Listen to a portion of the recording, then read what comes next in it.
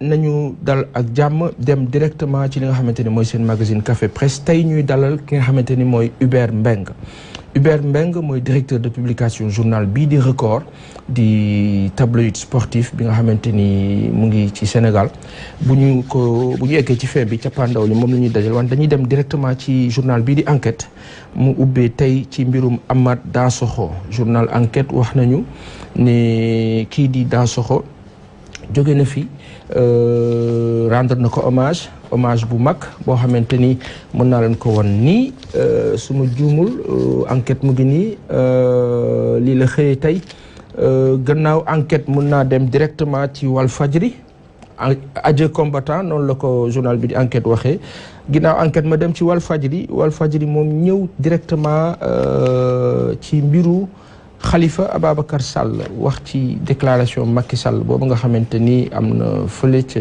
mu nga amee ca France ginnaaw Walfadjri ma dem ci la tribune ñëw ak li nga xamante ni mooy lapp yu bëri yi am fii ci Géejawaay ñu wax ne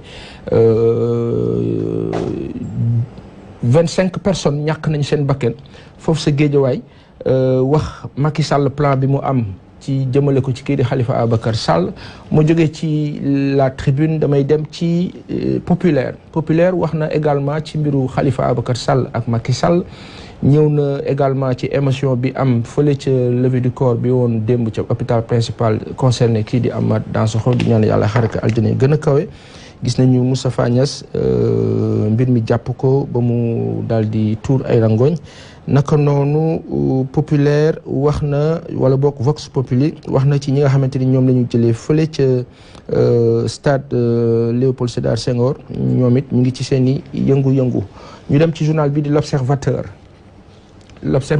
Le Soleil également ci Khalifa Ababacar Sall mun nañ ko té entre vérité ak travestissement Soleil moom dafa njort daal di wax ne nii président bi waxee nañu ko jottalee xëy na moo nekkul nu tegu ci yoon ba waral nit ñi jàpp kàddu yooyu mu nekk kàddu yu ëpp Soleil loolu la titré mais ginnaaw Le Soleil defe naa l'Observateur aussi wax na ci mbirum Khalifa Ababacar Sall wax ne kii di Macky Sall déclaration boobu dafa trahir li nga xamante ni mooy ay sentiment am daal lu mu wone ci mbir mi wax nañu également ci mbiru Amath Dansokho rendre nañ ko hommage à titre posthume denc nañ ko fële ca Ndar wax également ci jafe-jafe Assane Diouf stade Assane Diouf bi nga xamante ni population yi ñu ngi jàkkaarloo ak nguur gi nga xamante ni dafa mel ni ku ànd ak chinois yi ci seen projet boobu ñu am foofu ginnaaw l'Observateur mën naa dem ci Sud effectivement journal Sud Quotidien mu ñëwaat ci mbiru Amath Dansokho génn àddunaam daal di koy rendre hommage moom itam wax na également ci mbiru Khalifa Ababacar Sall bi nga xamante ni Barthélémy Diaz dikkaat na ci wax na également ci mbiru Petrogaz fële ca France moom Macky Sall Sud Quotidien ñëwaat na ci Libération moom dafa dikkaat ci mbiru drogue boobu nga xamante ni moom la junju fan yi yëpp ci la nekk mu mel ni série ci journal bi donc Libération dikkaat na ci unam wax ne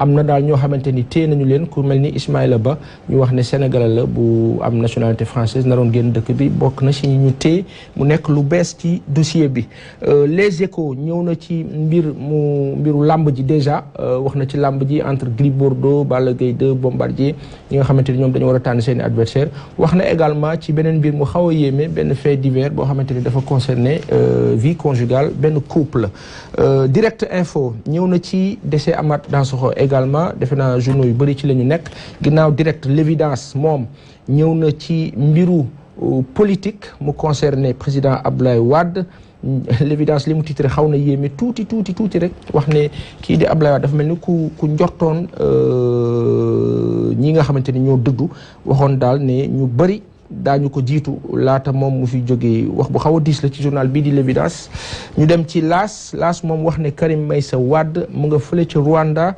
di doxantu di jël air boo xamante ni dafa leen jox rendez-vous fii ci Ndakaaru Dakar Time ñëwaat également ci Amath Dansokho muy hommage bu mu ko rendre 24 heures également ñëwaat ci mbiru Amath Dansokho wax également ci mbiru Macky Sall ci déclaration boobu mu def jëmale ko ci Khalifa Ababacar Sall wax na également ci Mamour Diallo mi nga xamante ni dindi na tuuma yooyu Ousmane Sonko teg ci kawam Souleymane Ndéné ñëwaat na ci mbiru parti démocratique sénégalais wax ne Abdoulaye Wade moo am droit de vie ak de mort maanaam mooy buur di bummi noonu la ko Souleymane Ndéné waxee ci journal bii di 24 heures ak defe naa sunu gan mu ngi ci ligne bi suma juumul Hubert Mbeng waaye Hubert dégguma ko fi ma toog gaañi dégguma ko fi ma toog donc il faut que ma am retour pour xam nan laay waxtaan ak moom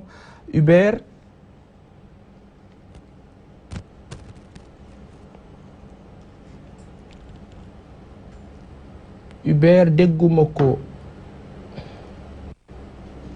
allo allo Hubert oui salaamaaleykum rahmatullah maa ngi laa nuyu ba baax maa ngi laa fay maa ngi lay ziar ci suba si yow yaay directeur de publication journal Record nga ñëw tey ci noonu sax da nga may permettre ma dugg ci sport bi parce que Record mu ngi nii yow da nga titré ci Mbaye Niang stade titré ci ki nga xamante ni mooy Mbaye Niang également titré ci Edouard Mendy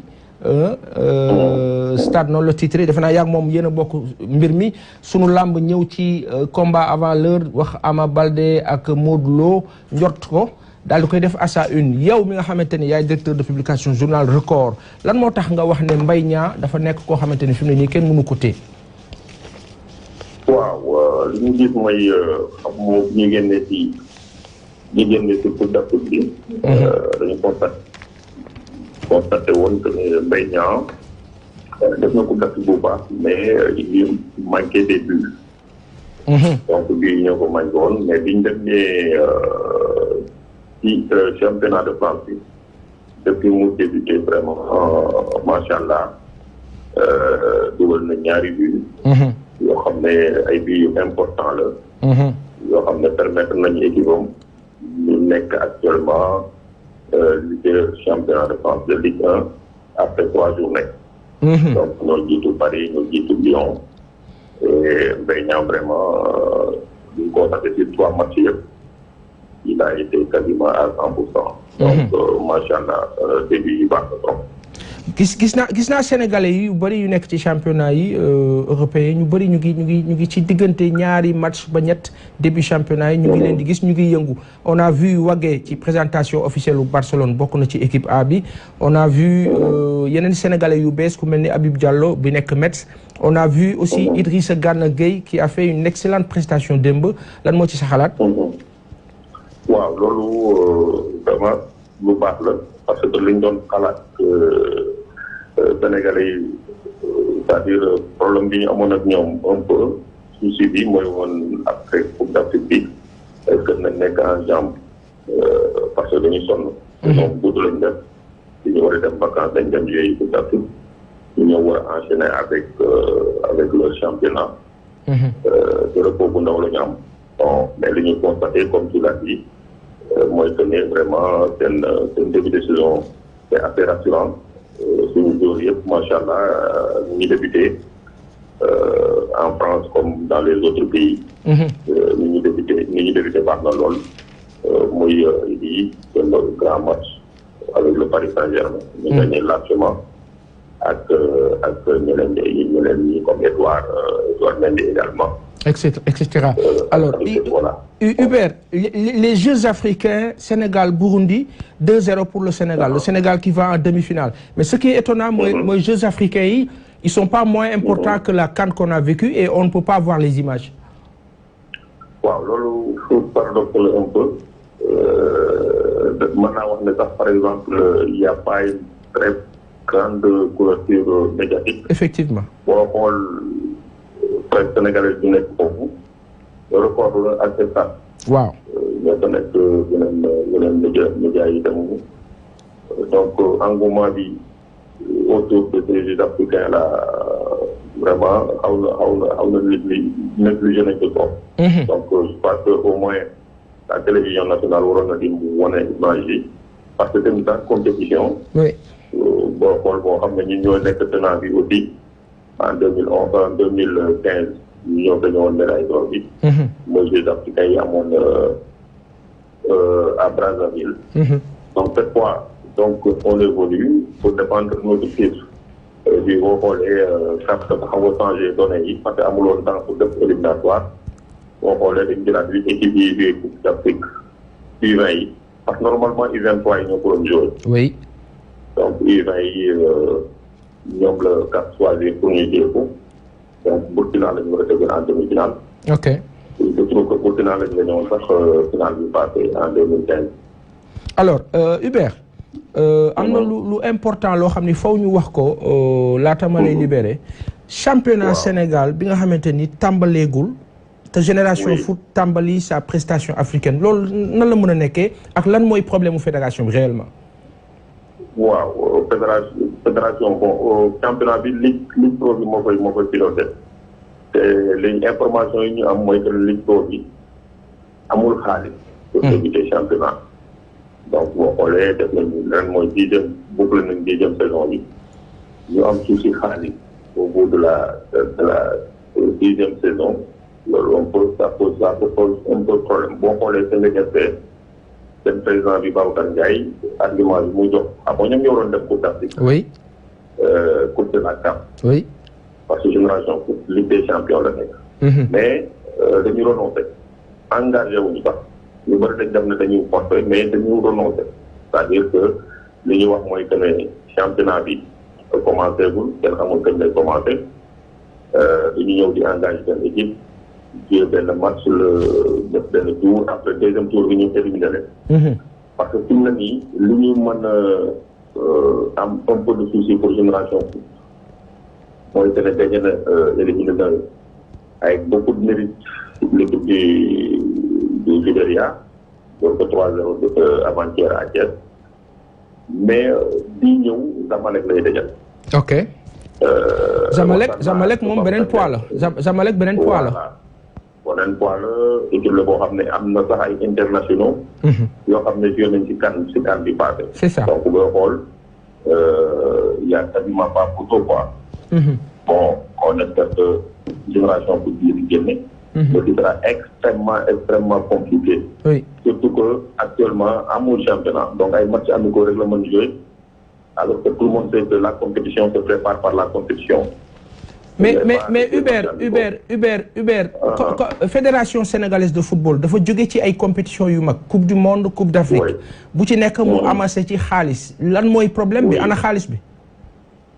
waaw xaalis boobu justement man information yi ñu am mooy que ne Ligue Pro dafa bëgg a rencontrer fédération pour que mu préfinancer au moins mais ce qu'on ne dit pas souvent c'est que fédération juste là mu ngi doon jàppale quand même Ligue Pro mu ko doon jàppale sur le plan financier information am nañ ko mais actuellement bon jóge nañ ci mondial boo xam ne xaalis génn na ko en 2018 Coupe d'Afrique bi aussi xaalis génn na ko et c'est l'argent du football. sans compter les U20 waaw ak U20 yi mais xaalis man financière sax bi gën a joxe xaalis bi mooy équipe nationale A.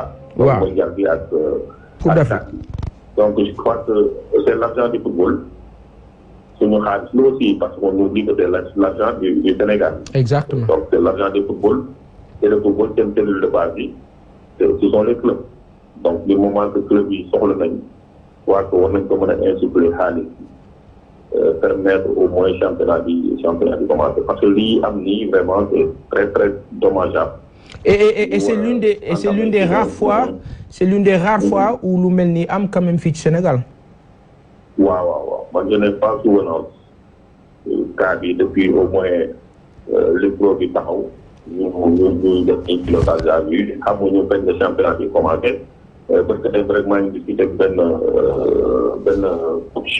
entraîneur benn club fii Sénégal Ligue 1 mu ne moom il est désemparé parce que bon le 2 la bëggoon commencé le 2 septembre mais xamul sax ndax dina commencé ou pas donc je sais que c'est pas un cas isolé ñoom ñëpp ils sont dans le même cas. kenn xamul kañ la championnat bi benn président de club mun la wax ne championnat bi tel jour lañ commencé donc loolu mooy problème mu Sénégal. c'est compliqué xam naa dinañ gën a amaat waxtaan bu gën a yaatu man ak yow. di nga ñëw ci plateau ñu waxtaan sa journal rafet na. mu ngi nii record donc Mbaye Niang nga titré tey Mbaye Niang na ko Sénégal yëpp ñaanal jàppale ko. Hubert ñu ngi lay wax jërëjëf félicitations pour l'excellent travail et à bientôt inchallah. Merci beaucoup. Allez, ciao. Merci beaucoup. Bonne journée. Au revoir. Merci à vous pareillement. jërëjëf sunu mbokku téléspectateurs yi nga xamante ni yéen a ngi seetaan rajo Dunia Vision ñu ngi leen di jox daje ëllëg incha allah di leen wax ñu yendu jàmm.